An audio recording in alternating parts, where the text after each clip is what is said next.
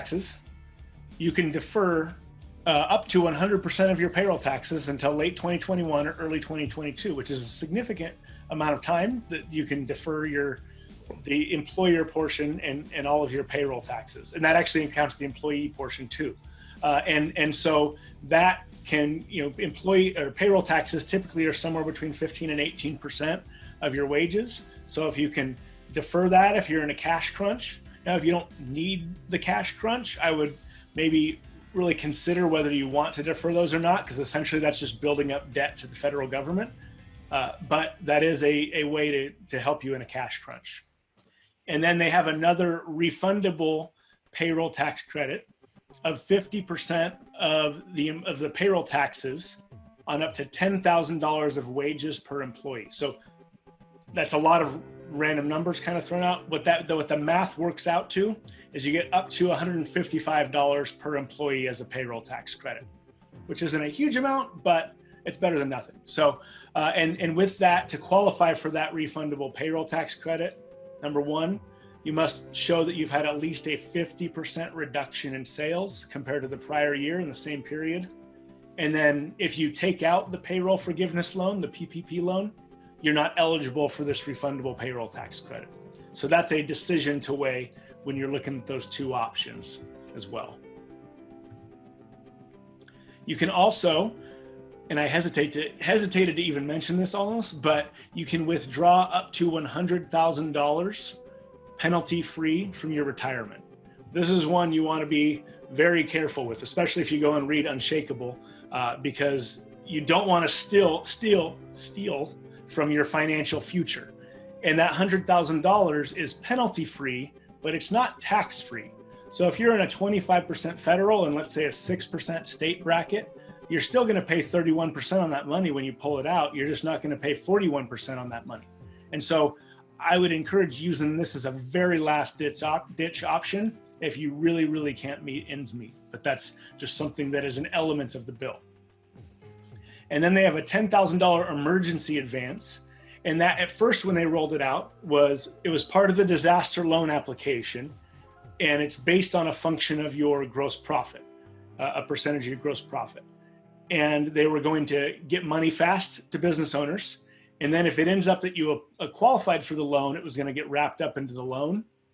And then if you didn't qualify for the loan, it was going to be considered a grant. They just released new guidance that it's all grant money. So I haven't heard of any of our clients actually getting any of those dollars yet, but they're processing those as fast as they can, because when everyone heard $10,000 of free money, it was marketed very well. And so everyone crushed the SBA website, and every business in America plugged in for their free $10,000. So it's not going to be everyone gets $10,000. It's up to $10,000 based on a sliding scale on your gross sales and cost of goods sold. And they earmarked, I believe it was $1 billion for this. So with everyone crushing that, these are mostly sold out at this point as far as getting in line for getting your emergency advance. But again, because it's sold out, I think you'll see potentially at least an expansion of this program. So you want to have your numbers ready so you can apply and get to the front line as quickly as possible. Yeah, having your numbers ready is essential. And speaking of numbers ready, I would go back and look at your last couple years of tax returns, because this next provision is a massive one if you're someone who's had either an early stage business where you've sunk a large amount of investments back into it, or had a couple trying years where you had some losses. So a net operating loss is when you have a business that has a loss, and then if it flows through to your personal return, it's also deducted against any other income, and then you still have a negative taxable income. And it used to be, until they had this massive tax reform in 2018, any net operating loss that you had, you could then go back up to 3 years, amend those prior year returns, and if you had any tax in those years, it could be a deduction against that tax, and you'd get cash now from prior year's taxes. They eliminated that provision in 2018, and you could only go forward with those losses. Well, they temporarily brought those back as part of the CARES Act, and that's through the end of the year. You can actually go back up to 5 years on any losses that you've had in 2018, 2019, or what you're going to have potentially in 2020.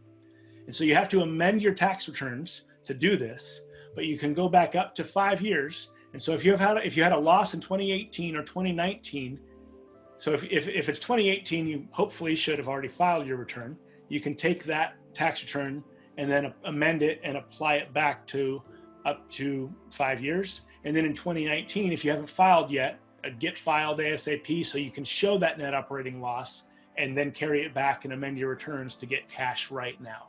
That's a great, great program for any business owners who are showing those losses. But as we've hammered home a few times, you need to act fast. So they earmarked $500 billion through this out of the 2.2 trillion for businesses. And that sounds like a lot, but there's 32 million businesses in America. And every one of them, well, not everyone, but most of them, as you saw, 2/3 really, really need help right now. And so everyone, and even the ones that maybe don't need help, are still applying just to see if they can get some free or cheap working capital.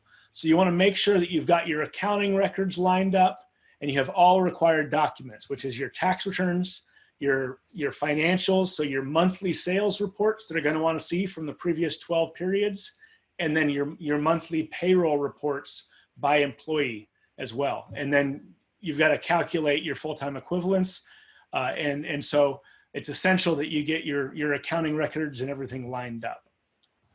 So how we've been helping our clients in this process over these last couple of weeks is through, number one, consulting with them on the business impact of how these forgivable loans are going to affect them on taking them versus not, laying people off versus not, and how that's going to impact them. Also helping them learn how to pivot and do those skunkworks tests and see how they can create new business models in this new world that we're going to be living in. Hopefully we'll return back to normal, but just in case, and at least in this immediate period of time. And then analyzing all potential payroll tax credits and other planning opportunities to make sure that they're maximizing their tax savings through this $2.2 trillion bill.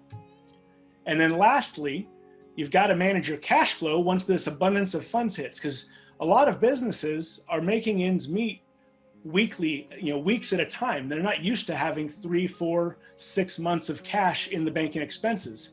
And with these disaster loans, now the payroll loan is different because it's just a couple months of expenses, but based on your debt to income ratio, you could suddenly have a year's worth of expenses in the bank and you don't want to spend it all in one place.